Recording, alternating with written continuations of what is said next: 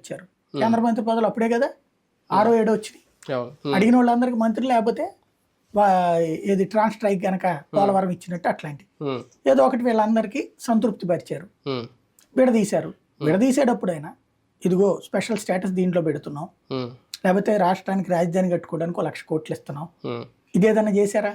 అయ్యన్న చేస్తే ఆంధ్రాకి చేశారు, తెలంగాణకి ఏమి ఇవ్వలేదని అంటారని ఒకళ్ళు ఏడిస్తే ఇంకోళ్ళు సంతోషపడతారని ట్రై చేసినప్పుడు కాంగ్రెస్ పార్టీ.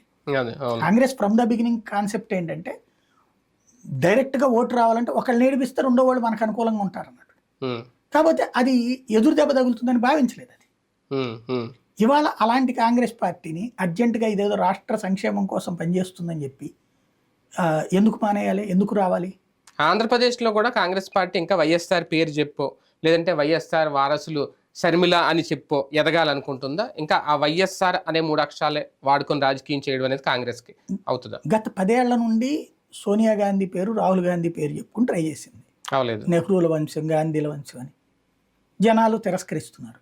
కాబట్టి కాంగ్రెస్ వారసత్వం అంటే ఇక్కడ రాజశేఖర రెడ్డి వారసత్వం అయిపోయింది కాబట్టి రాజశేఖర రెడ్డి పేరు అని ముందుకు వచ్చింది. కానీ అదే రాజశేఖర రెడ్డి బిడ్డను లోపలేసింది, అదే రాజశేఖర రెడ్డిని ఎఫ్ఐఆర్లో పెట్టింది.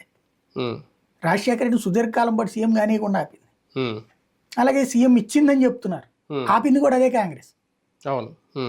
అదే సందర్భంలో ఆయన కొడుకుని జైల్లో పెట్టింది, ఆయన మీద ఎఫ్ఐఆర్ పెట్టింది అదే కాంగ్రెస్ పార్టీ. సరే, షర్మిల కంటే ప్రస్తుతం వాళ్ళ అన్న మీద కోపంతో కాంగ్రెస్ పార్టీ నచ్చి ఉండొచ్చు. విజయం వెళ్ళలేదే నిన్న కాంగ్రెస్ పార్టీకి, మీరు అబ్జర్వ్ చేయండి. విజయం వెళ్ళలేదే.